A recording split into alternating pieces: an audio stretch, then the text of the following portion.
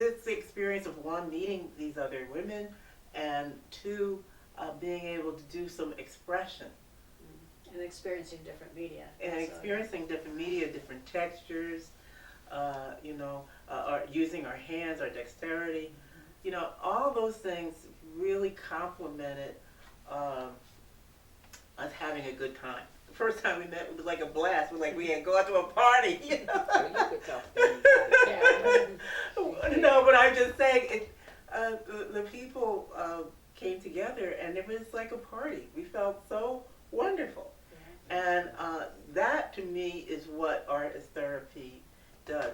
It's not psychoanalyzing your work, but it's giving us an opportunity to express ourselves. Right. And Which is why I don't call it art therapy. I call it art as therapy. yes, 'Cause it really yeah, is. that's It's really, really- really that's critical. really- It's Big really difference critical. there. And anybody can code. There are no requirements. There are no skill level requirements. The same thing with the workshop we're going to be doing with Cindy. Cindy. There's not going to be there are no requirements. You don't have to have some skill. Just come and have that opportunity. Take that opportunity. Take that time out to see what you're about. And before we end, Can I just add one Yeah, thing? go ahead, I just please. wanted to add that I always supply everything because I don't want people to spend money that they may not want to ever do that again. So if I'm teaching watercolors, I have all the paper and the supplies at my house, and so when you come, everything is there. Same thing when we made the silk Yeah, scarves. everything. But is there a price that is there a fee Generally at all? speaking, Yeah, is there a yes, fee? yeah. Because the reason why I say that right there, and I want to shed some light on that. So many people believe that, as you spoke earlier, Cal, about art. The people in the arts don't need money. You know what I mean? They That's not believe true. that. They believe dancers. I'm not talking about the other dancers. I'm talking the ones that does art dancing. And I remember I was at the Alvin Ailey show, and we were sitting there, and I met some people that were just talking, and they were talking in terms of these people were just doing this because they love it. It's the art. I said, yeah, but they have to get They paid have to too. get paid. Yeah, they have to pay the rent. They have to get eat. paid. They have to get paid. But they really was believing that this is just something like a kid grab a crayon Yeah. and write, and they believe that. So somehow, that you guys as artists gonna have to let people know, hey, listen, I need to get paid too. Right. So how do have you to do think that? about how long it takes to train to be able to do all those things.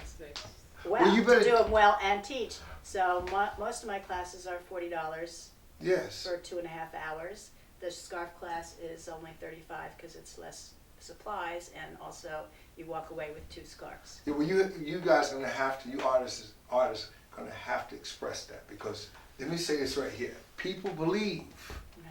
I'm telling you what they believe. I sit with people. They believe that this is like, a kid grabbing a leaf and seeing it and, painting it and hanging it on a wall. They don't hang it on the fence or All I whatever. can do is really refer people to YouTube and look up Brea Knight. That's Breya Knight, Knight, and she will explain what the life of an artist is and what it takes to be an artist, a producing artist, as a vocation, and a love. It is both a vocation and a love. It's not like you can go to the factory and you just sign in and you just stamp. No, an artist, it's totally. It's hours. It's hours. It's hours. Yeah, it's hours But of it help- preparation. but I think- Hours of preparation. Sure. Hours. Training. Even if you're, these two ladies, you can see what's involved. There's materials involved. Sure. There's skill, hands. But what about a poet? You have no idea that sitting down and writing a poem is very time consuming. It's a lot of thinking going on. Well, they're going to And have in to order get that to out take- to the audience because the people believe that. I'll tell you what the folks believe. They seem to believe, and I mean, this is a cross-cultural thing. Right. Yeah. They seem to believe that, you know, you write the poem, you feel it, and money ain't Comes out, important. yeah. It doesn't matter. I'm just here to give my art. But somehow, you know, that's your You know, job. to do. and you know, that's really a problem because I see that our community does not honor intellect. If it's involved with intellect, Yeah. we know that, oh, you know, that's not important. But nothing happens without thinking, literally. You don't even get to breathe without thinking. Sure. And when people take extra breaths to sit and write or sit and paint and sit and stitch, you know, those are gifts to you. We are giving gifts of breath to you.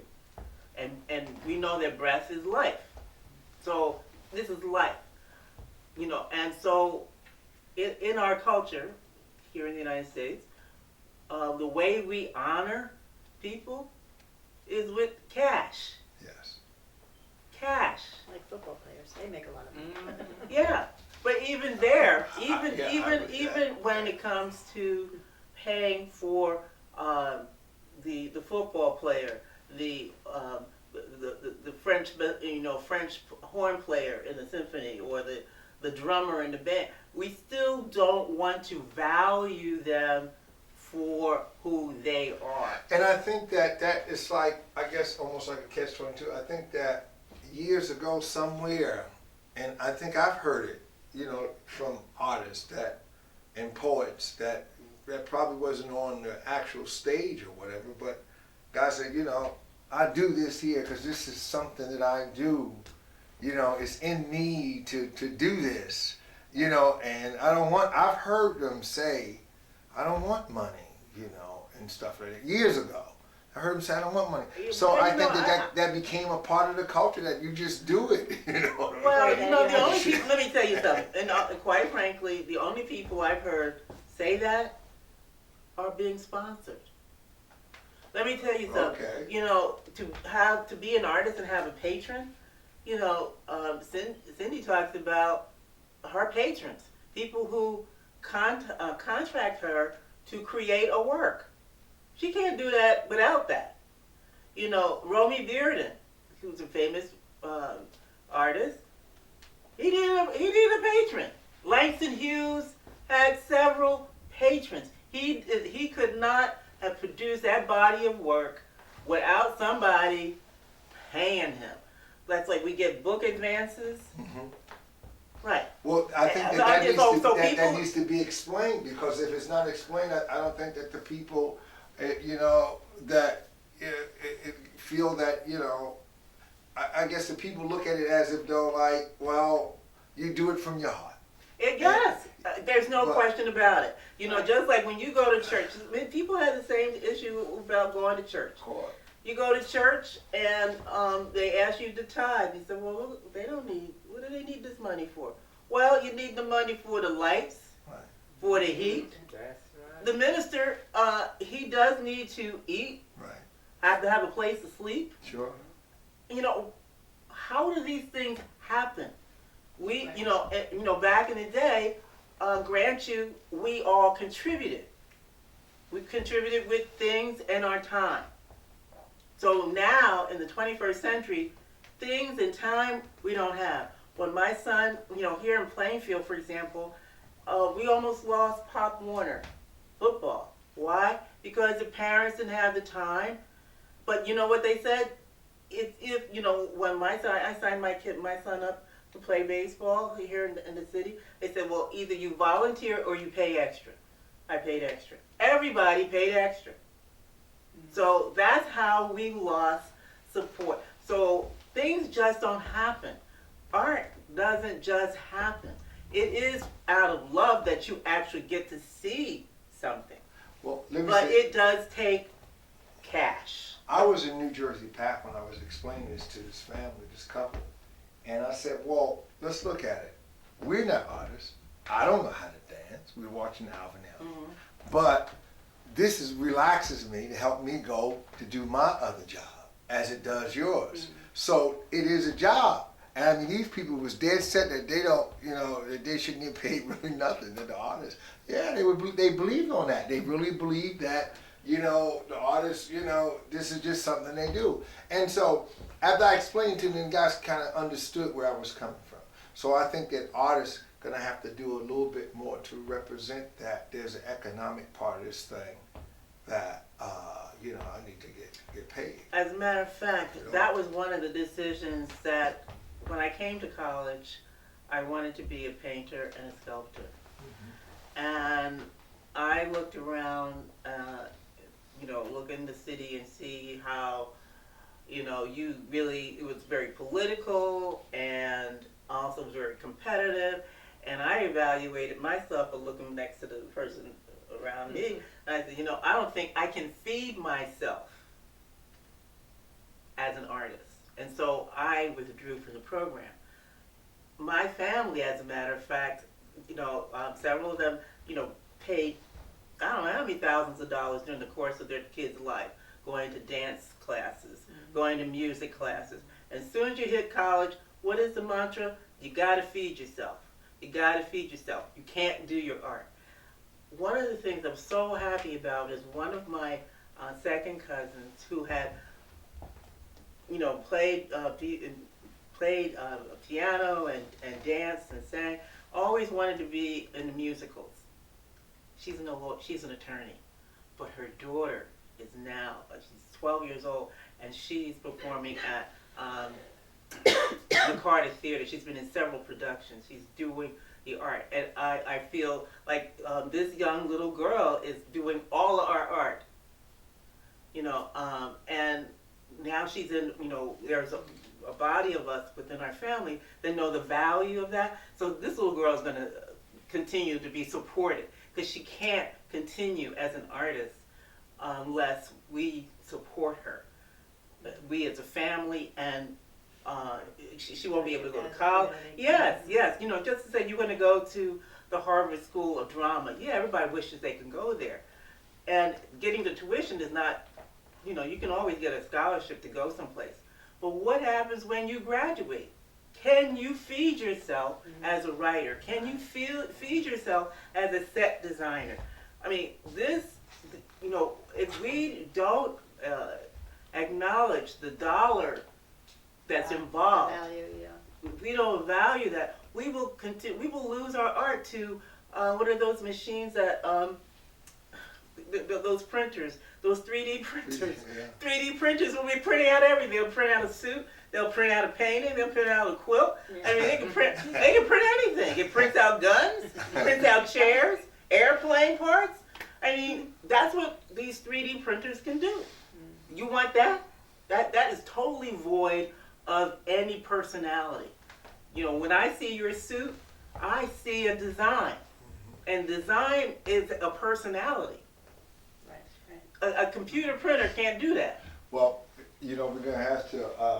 I The know, artist rather- is gonna have to bring that to light, because, if they bring it to light, then people understand that, hey, I have to be paid too. Well, I'd And I like to think say that one will- other thing about this, and that is, why support us, the Women's Arts Collective? Okay. It has been proven in many cities around the country that an investment in an artistic movement will help create and sustain activities that financially elevate a community and ignite a transformation within the community.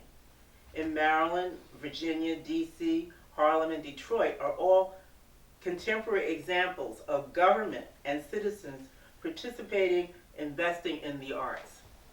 When the steel industry left Bethlehem, Pennsylvania, it became a ghost town. See how the entire Lehigh Valley has developed into its arts community and its economic viability. Bethlehem, everybody knows Bethlehem Steel, it was a company town. And when the company went belly up, all along the Ohio River, the whole Rust Belt, Ohio, Detroit, all those places were totally invested in industry. But what is reviving them is art. In Detroit, Detroit is the international destination for fine artists. That's an international destination. People don't remember, but Lincoln Center used to be down, used to be where Junkie Haven, that down the avenues A, B, and C.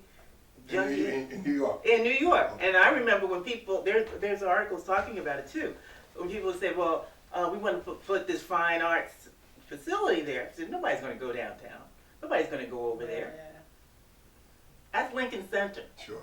NJ Pack is sitting on a site that I saw buildings that were on that site were auctioned off in Newark several times. Sure. Because developers said, I'm going to do this and that and the other, and nothing happened. Now look at NJ Pack. Look at the whole area. Look at the whole facility there. That is an art activity.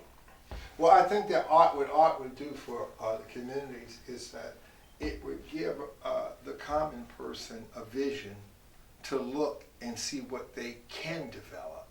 Too many times we wait until the developers come to start developing, and then we can't afford those areas anymore. You understand me? And then we kind of get mad at them. But if you really be fair, as you was talking about Lincoln Center or whatever, and where it used to be, if you be fair and you really look at it, had we had great art and people appreciating it, maybe they could have seen that area. The James Street, when they was giving those brownstones away for $100, maybe they had a vision, and stuff. And they would have a vision then to say, let's buy this and let's change it. Too many times in the city that there are opportunities, but no one wants to go in to actually make that change. There's properties. It's like single people though, because I know there was one artist who went into Philadelphia, and she took all the graffiti artists and she taught them how to do murals, and that's why there's so many murals in Philadelphia. There you go. But again, art. The other thing I wanted to say is that, here's an excellent example. Back in the 70s, Alexandria, Virginia, when I was in college, that was where all the poor people went. That's where all the poor students lived. Nobody could afford to live in D.C., so you went to broken down Alexandria. But the Department of Defense gave the city of Alexandria this torpedo factory. They're not using torpedoes anymore, so they made a bunch of artists said, well, hey, we'll take the space and we'll turn it into a facility. Let me tell you something. I recently went to Alexandria. And I was totally flabbergasted. Apartments that were projects cost $2,500 a month. Sure. Consulting firms that I used to use are now multi-million-dollar agencies with these huge glass facades and all these fabulous restaurants, and because of art. Businesses want to be able to take their clients to see an art gallery or art opening, and that's what the torpedo factory did for Alexandria. Art is an indigenous commodity.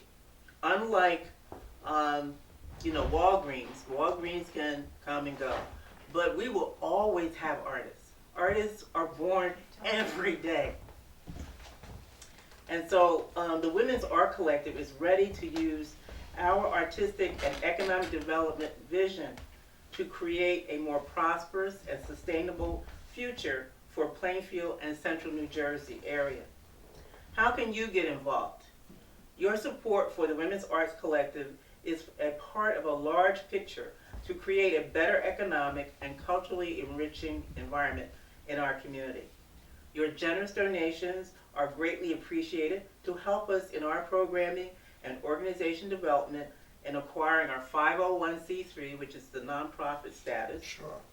We need a 501c3 to hire our initial staff, purchase insurance, and space for activities at reduced rates. We need volunteers, and we need sponsorship support. So please go to our website, which is the Women's Arts Collective, actually our email, the Women's Arts Collective art@gmail.com.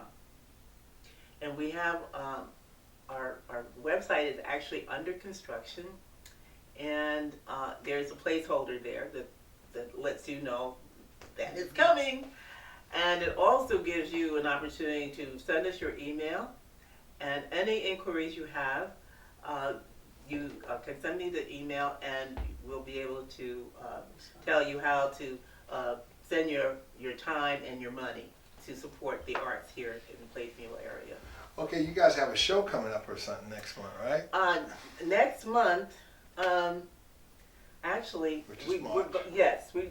we were going to have a hand quilting workshop. And here is the bad news about that. Everybody wants to sew with a sewing machine. There are too few people who want to do hand quilting. So we were not able to get enough people to participate in hand quilting. However, we are not giving up, because I meet people all the time who want to do hand quilting. And so for the month of March, that was our major activity. Sure. But the month of April, which we're going to confirm, April 29th, we can't do April 29th? I don't have my calendar with me, but I think Oh, I not. forgot to mention, to bring it. In April is when we want to start our basic quilting with Cindy. And we're going to have, I'm I mean, sorry? she has to look at her calendar. No, because I think you changed the date Nothing on me in March. again.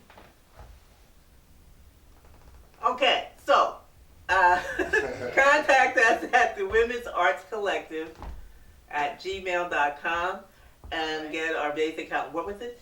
It was the 29th, but it's later, right? It's not. It's March I might have a 29th. show in the morning, so. Yeah, okay, yeah. 1 to 3. 1 to 3. No, what do you think, 2 to 3? 2. Can you do 2? 2 o'clock. So 2 o'clock on March 29th. 2 hours or 1 hour? 2. I don't care how many hours. So on March 29th at 2 o'clock, please come to Art as Therapy, and you'll have an opportunity to learn the basics of quilting. In order to register for this class, please look out for a registration, because the way that you register is also the way that you pay in advance for the class. Okay? So the way we have it set up is that you pay through PayPal. If you want to contact me, and because you don't want to use PayPal, we will talk about paying at the door. But we try not to do that, because we want to, both Cindy's class and our other workshops with Lisa, we do have limited registration. So we need to know in advance how many people are coming, so that we don't overbook. Okay? So it's really critical that you contact us through our registration and make arrangements for your payment of the class. Okay. And Cynthia's class is going, what did you say it's going to be? We were saying $55, but Right. it will be two separate classes, two sessions for 2 hours For $55. for $55, and you will learn the basic tools that you need for quilting, and I will show you how to cut squares and strips and so on. And I'm gonna have like a basic, I don't know if it's gonna be a wall hanger or a quilt, but you will end Or up crib size Sampler. quilt. or crib Yes, size yeah, book, but you yeah. will have something to take away Mhm. from the class. And Alisa, we're doing, That, what are we doing? we're doing mixed media. We're doing mixed media. Mixed media, which is going to be on, what did we say it was going to be? Tuesday, not Tuesday. It's going to be in April. It's going to be in April. And mixed media, why don't you talk a little bit about what is mixed media? Okay, what I call mixed media is we're going to use papers and acrylics with beads, And I have a lot of textured papers, and again, I supply all this supplies, so you'll have all kinds of acrylics, all kinds of beads, all kinds of papers, and we're going to create scenes, beautiful scenes with that. And you can Frameable. and you can look in the website if you want to see more of that. Yes. Okay, well, thank you guys. It was nice coming down here, interviewing you. Thanks. And we're gonna put it on the web. And we're gonna first start with YouTube, and I'll send it from YouTube to Facebook to Twitter, and you know, it's gonna go all over. So thank you, and hey, keep up the good work. Thank you for inviting us to be part of Basa News. Thank you. Thank you.